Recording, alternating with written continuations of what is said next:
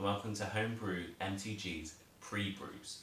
This playlisted series ponders newly spoiled cards from brand new Magic sets. I can't wait to give this one a try, and my excitement is steeped because spoiler season is one of my favourite parts of Magic. So kettle down everyone, because it's time for Ikoria, Lair of Behemoths. Ah! Hello and welcome to Homebrew MTG's first ever pre-brews. Really excited to be doing this one. A little bit of preamble before we start. So I'll set the scene. Monsters are running wild all across the world of Ikoria. Over 5 triomes. These are new regions which have a 3-colour pairing, which means lots of cool colour combinations for us to brew with. We also have lots of interesting new mechanics that have never been seen before in the world of Magic, some returning ones, but we'll talk about that when we see individual cards. So, alright, let's do it. We're going to start off with the commons first, and then go on to the more spicy stuff a bit later on. So first up, we have a Riptide Turtle, 1 colourless and a blue for a 0/5 flash defender. It's better than you think. Currently in standard through Fear of Beyond Death. Early blocker allows you a little bit of time to build up some steam. So first up, not bad. Next we have Gloom Pangolin, a 2 colourless and a black for 1/5 vanilla creature. Vanilla means that it doesn't have any keyword or activated abilities. It's all flavor text, so generally try to avoid such cards. Moving swiftly on. Okay, first instant of the day is called Fully Grown, 2 colourless and a forest for an instant. Target creature gets +3/+3 until end of turn. Put a trample counter on it. Okay, so what would normally look like a pretty simple combat trick, what Ikoria has done this set is included counters that allow you to put keyword abilities on particular creatures. So similar to the Amonkhet set where they had punch out counters, you will get these in abundance to use and hopefully do some damage with. Very nice too. Next up, we have a Drannit Stinger, 1 colourless and a mountain for a 2/2. So that goes, it passes the bear test, a 2 CMC 2/2. Whenever you cycle another card, Drannit Stinger deals 1 damage to each opponent, cycling cost of 1, which means discard this card and draw a card. This keyword ability has been pretty prevalent in Magic's history. First seen in Urza Block and continued in many Magic sets since, specifically Onslaught, which is when I first started playing, so brings back some memories. Very useful mid, late, any part of the game. Just cycle it away if you're flooded with lands, and then hopefully draw a big ass bomb. Next up is a Mosque Goriak, a 2 colourless creature beast and 1 forest for a 2/4 vigilance. Again, pretty run of the mill. You would probably not be looking for this in limited, and definitely not a commander card. Next up is a Bristling Boar, 3 colourless and a forest for 3/4 creature. Bristling Boar can't be blocked by more than 1 creature. So this could be quite useful in combat situations, meaning that only 1 person or 1 creature will be able to block at a time. So that does make it quite a nuisance or troublesome creature when you're trying to attack for some damage. Up next is Pacifism, colourless and a white for our first enchantment of the day. It says, enchant creature, enchanted creature can't block or attack or block. So this card has seen many iterations over Magic's history, and there's a reason for that. It's straight up solid. I would say removal, because it's essentially stopping a creature in its tracks. Next up, we have Essence Scatter, 1 colorless and a blue for an instant counter target creature spell. Counter spells, they can be useful, but in a commander situation, you probably wouldn't be after this card. Limited, slightly different story, but again, you don't have any guarantee of knowing what's in an opponent's hand, so holding up one of these can be a little bit risky, let's put it that way. Up next is a Cloud Piercer, 4 colorless and a mountain for a 5/4 reach, and also it says whenever this creature mutates, you may discard a card. If you do, draw a card.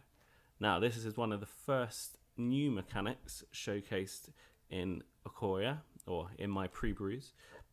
So Mutate is an alternative casting cost, which requires a non-human target.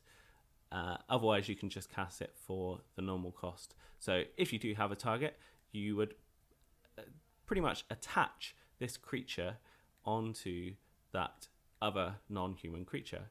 You can choose whether to put the Cloud Piercer or the target on top or bottom, and then that creature will become one entity that keeps keywords and abilities. So really excited to see how this one pans out.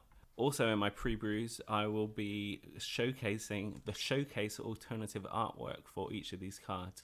I really like the style of these alternative artworks, almost like a manga comic book style. So they will be, it's quite complicated how you would see these, but if you're lucky enough to see them in a booster, then good for you.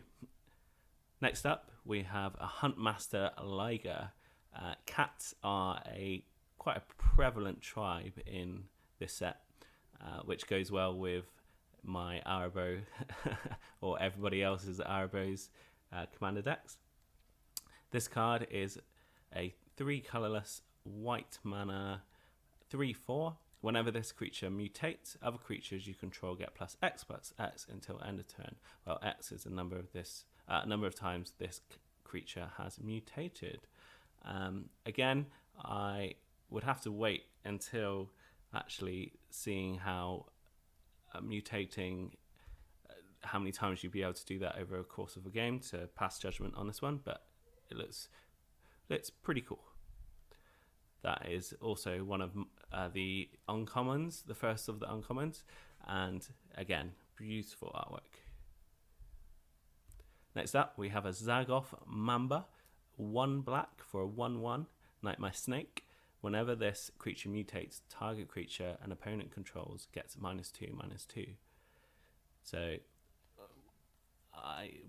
So far, I've seen lots of mutating creatures. So if you're able to do this quite a few times, and maybe even more than once on the same go, giving other creatures -2/-2 just for 1 mana, it's a pretty good trade for me.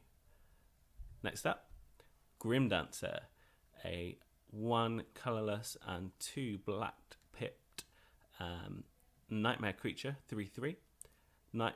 Grimm Dancer enters the battlefield with your choice of 2 different counters on it from Menace, Death Touch, and Lifelink. So again, here we have the keyword counters, and if you look at other cards like Nightmare Hawk, Vampire Nighthawk, they are aggressively costed, really important keyword abilities that will cause nightmares, hopefully, for your opponent when they see it on the other side of the battlefield. Up next is a Polywog Symbiote, a 1 colored and blue mana frog, 1/3. Each creature spell you cast costs 1 less to cast if it has Mutate. Whenever you cast a creature, if it has Mutate, draw a card, then discard a card. I would like to highlight this card because it's not actually a frog. It's Godzilla. Godzilla, to be precise. So, probably not what you're expecting. It turns out Wizards of the Coast have teamed up with Toho, the Japanese company that have trademarked Godzilla, and joined forces to include it in a Magic the Gathering set. The reason or the way around this is actually these Godzilla artwork cards will be just alternative versions of cards already in the set. So you can't have 4 Baby Godzillas and 4 Polywogs. You can only have the 4 in your limited deck, and only 1 if you're playing Commander. So I've got a couple more for you. Void Beckoner. Oh, expensive. 6 colorless and 2 black mana for an 8/8 vampire horror with Death Touch. Cycling for 2 colorless and a black mana. Whenever you cycle Void Beckoner, put a Death Touch counter on target creature you control. Nice versatility on this card. If you can't reach the 8 CMC early game, you can cycle it and give one of your creatures Death Touch.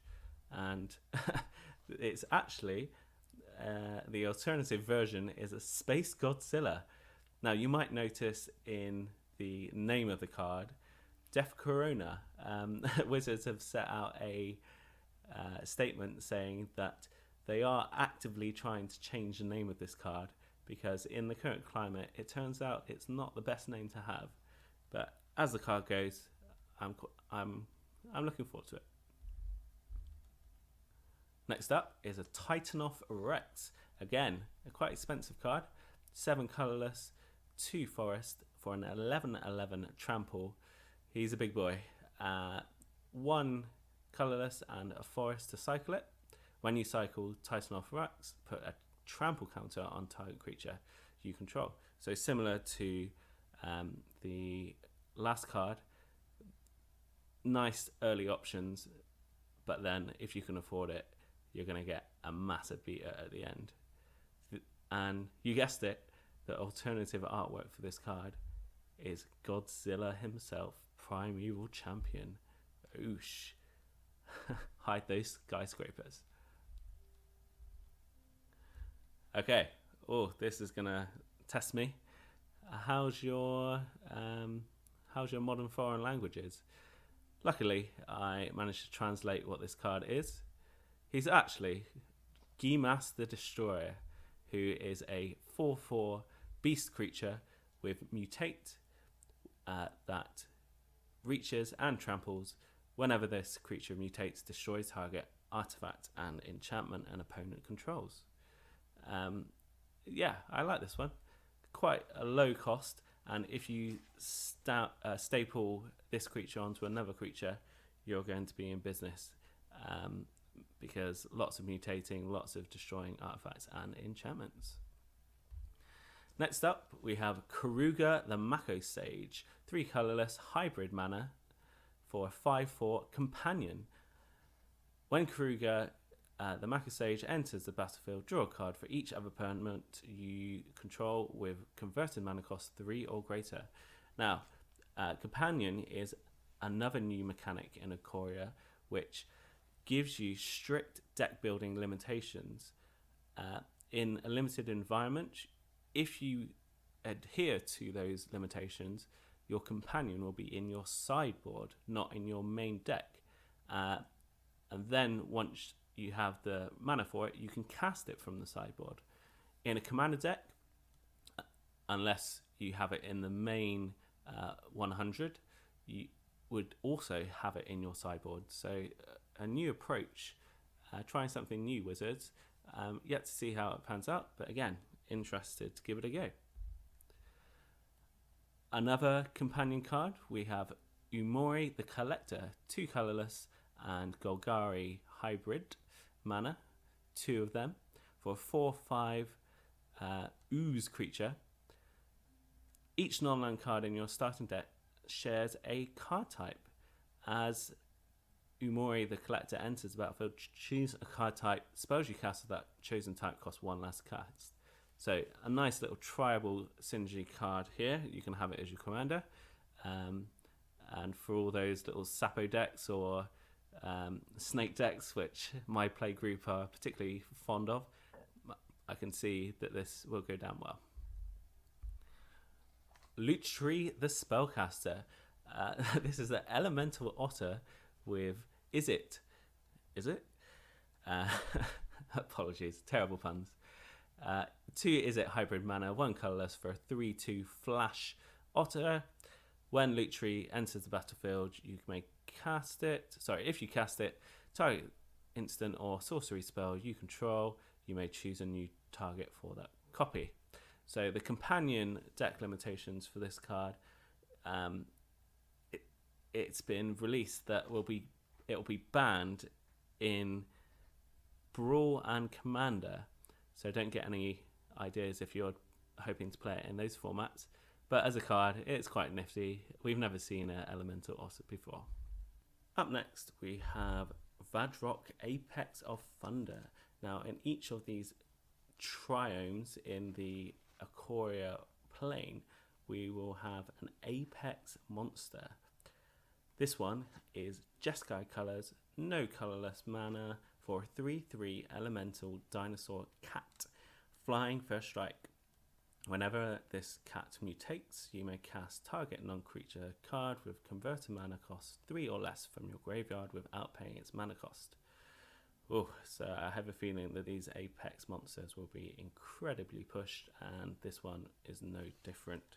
But it does have beautiful artwork, and each of these Apex monsters will have a showcase version and a Godzilla alternative artwork. This one is Rodan, Titan of Winged Fury.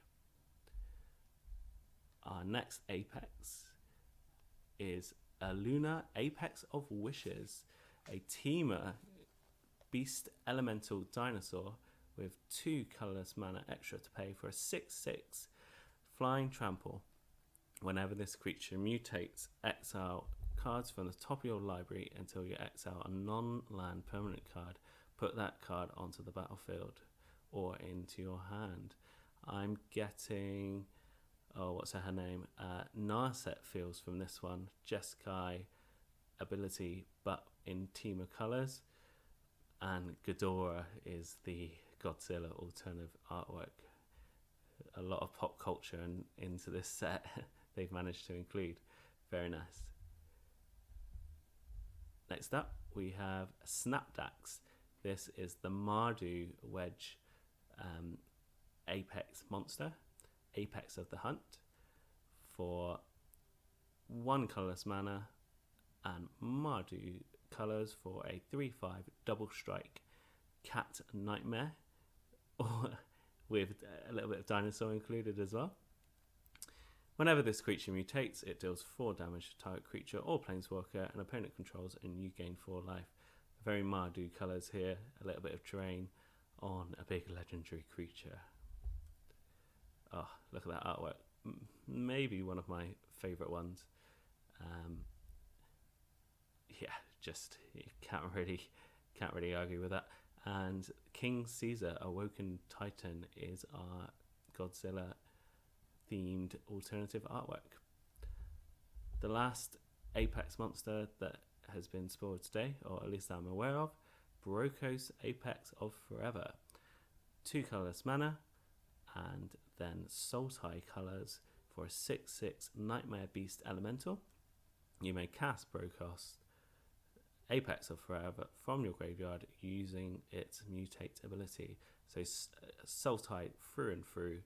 Play this from your graveyard, staple it onto one of your creatures, and you get a 6/6 trampler, 2 boot. And again, beautiful artwork. And our Godzilla alternative artwork gives you a Bio-Quartz Space Godzilla. Very nice. Okay, we're going to move on to our next card, our first Planeswalker of the day. Luca Coppercoat Outcast. 3 colorless mana and 2 mountains for a 5 loyalty countered Planeswalker. Lots of text on this one. +1, exile the top 3 cards of your library. Creature cards exiled this way gain. You may cast this card from exile as long as you control this Planeswalker. So a little bit of impulse draw there, spoken or hyped up by the Wizards of the Coast. They are really pushing that mechanic in red to get a little bit more card advantage. -2, exile target creature you control, then reveal cards from the top of your library until you reveal creature card with the highest converter mana cost. Okay. So put that creature onto the battlefield and the rest on the bottom of your library in random order. Very nice. And the ultimate, each creature you control deals damage equal to its power to each opponent. So channeling its red potential there. Look at that artwork. To deal lots of damage. Love it. It is quite difficult to judge Planeswalkers from their initial impressions. You might think of Oko. Was that a mistake? I'm pretty sure it was, but I'm excited to see how this plays out. My next Planeswalker pre-brew is Vivienne, Monsters Advocate. 3 colorless mana and 2 forests for a 3 loyalty counter Planeswalker. You may look at the top card of your library at any time, and you may cast creature spells from the top of your library. So static ability they're keeping for their Planeswalkers. A little bit of a Oracle of Moldiah or Vizier of the Menagerie ability by looking at the top card of your library. +1, create a 3/3 beast creature token. Put a choice of a vigilant, a reach, or a trample counter on it. Nice versatility for this card. That can be, well, each of those counters are or can be useful. When you cast, your next creature is a spell for the -2, not necessarily a ultimate ability in my eyes. Search your library for a creature card with lesser converted mana cost, put it onto the battlefield, then shuffle your library. So yeah, this could be nice. If you cast a really big boy, you can get pretty much or most creatures from your deck, and even the mana dots, you can put it straight onto the battlefield, which can be really useful. I'm really liking the look of Vivienne, and especially that comic book style art. Okay, I've refreshed Mythic Spoiler, and one card has got through the gaps, and that is a Sprite Dragon. That's one of the reasons why I really like Spoiler Season. You never know when a new card is going to come up, and this one in particular is going to do some damage, I think, in the environment or a non-creature spell dedicated commander deck. So for 2 Is It mana, you get a 1/1 Flying Haste Fairy Dragon. Whenever you cast a non-creature spell, put a 1/1 counter on Sprite Dragon. I can see that getting very big and very out of a hand pretty quick. And to be honest, a 1/1 Flying Haste creature for 2 mana is good enough in itself. The artwork on this card is pretty fun as well. Dorat, the perfect pet for the Godzilla alternative artwork. So that brings me on to my last card of the day. As part of this series, I will be picking one card that I perceive to be my best card of the day. My terrific card, if you like. Hopefully you will agree. I just see a lot of potential in this card, and that is Luminous Broodmoth, a mythic 2 colorless, 2 white mana, 3/4 flying insect. Whenever a creature you control with flying dies, return it to the battlefield under its owner's control with a flying counter. So any creature that doesn't have a counter on it, or a flying counter on it, or has flying, you can bring it back. That is value in itself just for 4 mana. But my mind takes me to cards like Solemnity, where you don't have any counters, or you can't get counters. So any creature that dies, you will be able to bring it back. Also pair it with Colossal Hammer. It loses flying, so along with getting a 10/10 massive boost, you will be able to bring it back with this card. A lot of people saying white is a color that's lacking. This is value. Really, really strong card in my opinion. And to go with it, the alternative Godzilla artwork is none other than Mothra, Supersonic Queen. Look at that. Really nice stuff. Well, we finally got there. Thank you so much for listening in. If you have listened, it's taken a long time or a lot of effort to get to this video. So I really appreciate any likes, any subscribes, any notification bell hits. Until the next time, we'll be doing this all again tomorrow. Cheers. Thank you so much. Bye for now.